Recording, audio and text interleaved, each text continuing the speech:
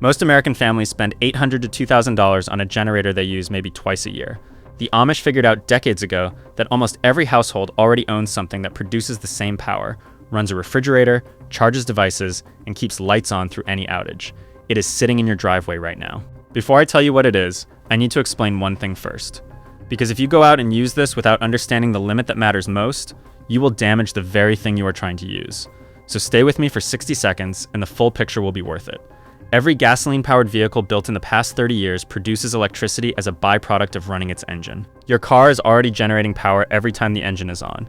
The alternator charges the battery and runs the electrical system, and most vehicles produce between 1 and 2 kilowatts of electrical output while idling. A portable generator from the hardware store produces roughly the same amount. The machine is already there. What makes this work as a home power source is a device called a power inverter.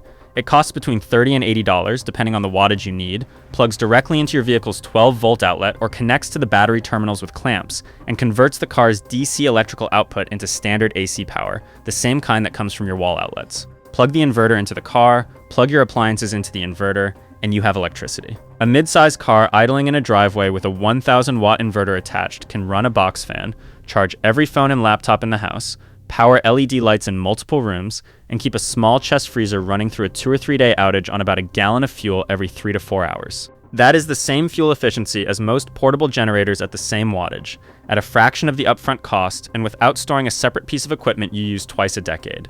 I will tell you plainly what this does not do, because I will not send you outside with half a picture. A standard car inverter in the 1,000 watt range will not run a central air conditioner, an electric water heater, or a full-size electric range. Those appliances draw 5,000 to 10,000 watts or more at startup, which exceeds what a car's alternator can sustain. If you try to run them, you will blow the inverter's fuse and potentially damage the car's electrical system. This method is for lights, fans, small refrigerators, phone and device charging, and medical equipment like CPAP machines. It handles the things that actually make an outage livable, not every appliance in the house. Here's what this looked like in practice, the first time I understood what vehicles were actually capable of. 2 winters ago, we had an ice storm that took the power out for 4 days across most of this county. The neighbors across the road had a generator. They spent the first afternoon hunting for fuel cans while the roads were still coated. I backed my truck into the driveway, connected a $60 inverter I had bought the previous autumn, and ran 2 extension cords into the house through a window gap. My wife kept her sewing machine running. The chest freezer held temperature. We charged everything we needed. My total fuel cost across 4 days was $11 in regular gasoline from a can already in the barn. The neighbor's generator cost them close to $400 in fuel over the same period, and they still lost the food in their upright freezer because the generator ran out during the night of the second day. $60 against $800. $11 in fuel against $400. The difference was not the power. The difference was knowing what was already there. The setup takes 5 minutes. Buy a power inverter rated for 1,000 watts minimum. Pure sine wave inverters cost slightly more, but are safer for sensitive electronics like laptops and CPAP machines. Modified sine wave inverters work for basic loads like lights and phone chargers. Connect it to your car, run extension cords, start the engine, and keep it idling while you draw power. Never run the car in a closed garage.